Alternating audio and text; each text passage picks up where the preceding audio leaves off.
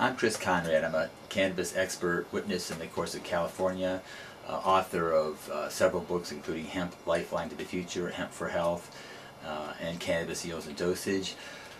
I worked on the Proposition 215 campaign and was an advisor to the state legislature in the development of the SB 420 medical marijuana bill that created the Medical Marijuana Program Act. And so I'm here today to just tell people that Prop 19 is a very great piece of carefully written law that will protect the rights of patients and expand those rights to take care of making it legal for adults 21 and above to consume and cultivate small amounts of marijuana, to possess and transport it, to share with their friends without having to go through the kind of penal system that I have up to this point of making it a crime. And also it allows communities to go ahead and tax and control and regulate the sales of marijuana to adults over the age of 21. And so in the course of what I'm talking about, we're going to be referring to some specific parts of the law that you can see for yourself how it works if you go to the websites here on our left. Most primarily the yeson19.com website, which is the official campaign website where you can read it and read the information and the endorsements and so forth. And also taxandregulate.org/prop19anchors.html, which is a web page set up to answer questions and for fact checking and for rumor control as far as the question of Prop 19 is concerned. And so let's take a minute here to look at when I say that Prop 19 protects medical marijuana, what do I mean by that? Well, let's take a quick look. Patients who wonder if medical marijuana is protected need only look at the ballot arguments to find out that one thing that both the yes and the no sides agree upon is that medical marijuana is protected. And here in the ballot argument we see the Proposition 19 proponents state that medical marijuana patients' rights are preserved. The opponents, the official opponents, and the lawyers from both sides having reviewed this have come to the same conclusion. Proposition 19 makes no changes either way in the medical marijuana laws. So how clear is it that medical marijuana is protected? Riverside County is one of the most aggressively anti-medical marijuana counties in the state of California. And yet the Board of Supervisors and the Sheriff put together a report on medical marijuana and Prop 19. And what do they come to the conclusion? Proposition 19 and its legal effect says that Proposition 19 would not repeal or amend the CUA, which is the Compassionate Use Act, or Prop 215, or the MMPA, that's the Medical Marijuana Program Act, which is SB 420. So the attorneys of the and the law enforcement of the county of Riverside agree with this. And that brings us to what exactly is it that makes it so clear about this? And here's the answer. In Prop 19, purpose number 6, you see it provides for easier, safer access for patients who need cannabis for medical purposes. Now, numbers 7 and 8 of the purposes both take steps to protect medical marijuana, but why don't I see the words Prop 215 or SB 420 in it is because it uses the legal code 11362.5 and 11362.7 through 11362.9. So those are the medical marijuana laws built directly into the initiative itself. And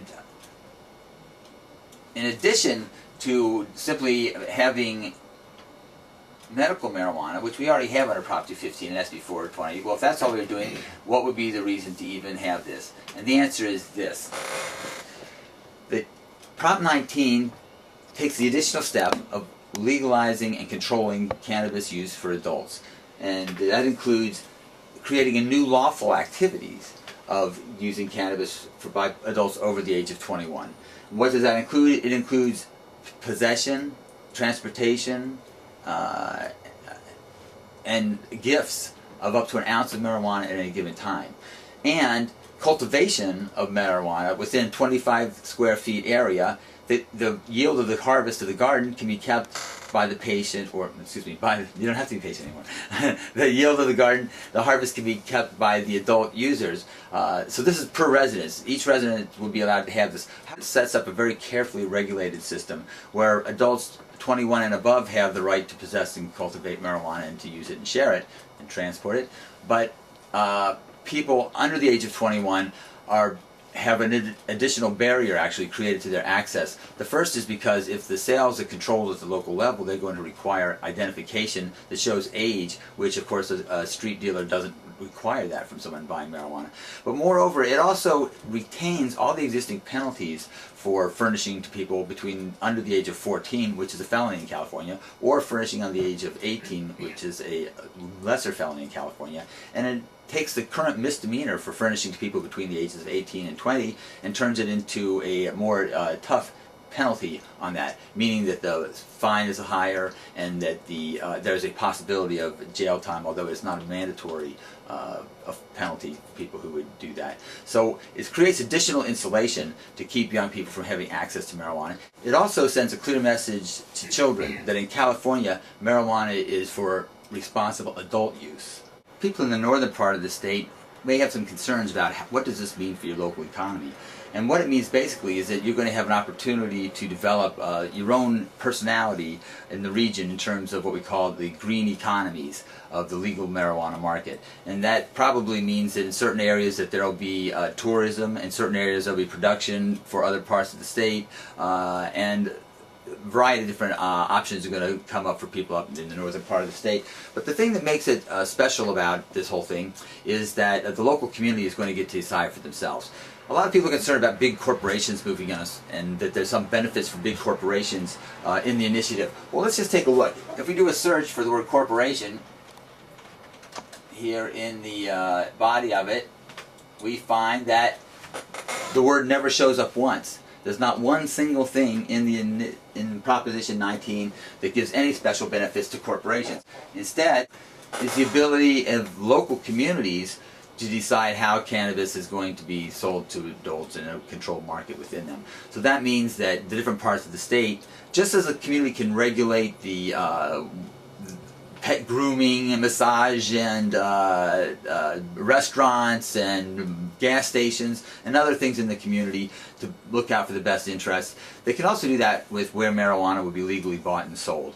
And so unless the legislature takes action to create a statewide system of sales, then that means that the local communities are going to do it. And what I would expect is that certain communities are going to take advantage of it and certain are not. And the ones that do are going to benefit because they're the ones who are going to get the permit fees and all the benefits of people coming into their areas, cannabis tourism, the processing, and the jobs that are created, the production of cannabis, the outlets, all the different paraphernalia and so forth, which will be legal for people to have. And so that's going to create a lot of opportunities in some of the urban areas in particular to bring in tourism and to do it in a way that will keep it away from our more delicate areas like the forests and so forth, where we may not want people tromping through so much when they come to as tourists, but to have them come to San Francisco and visit Fisherman's Wharf after smoking a few joints would probably be a very good thing indeed.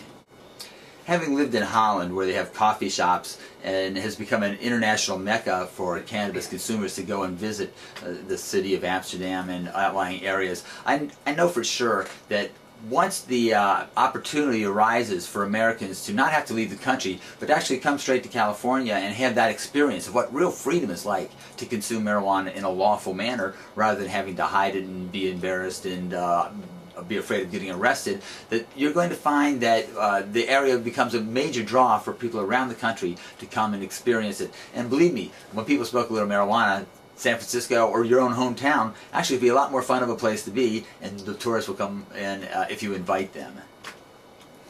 When an initiative is passed in California, it has additional power as a law because the legislature doesn't have the ability to make changes unless the initiative actually allows them to do that. Prop 215 did not allow the legislature to make any changes, so instead SB 420 created a section of the law which is an addition that created the collectives, medical marijuana collectives in the state of California, and the patient ID program and things like that, the safe harbor for use of 6 plants, mature, and up to 8 ounces of processed bud marijuana.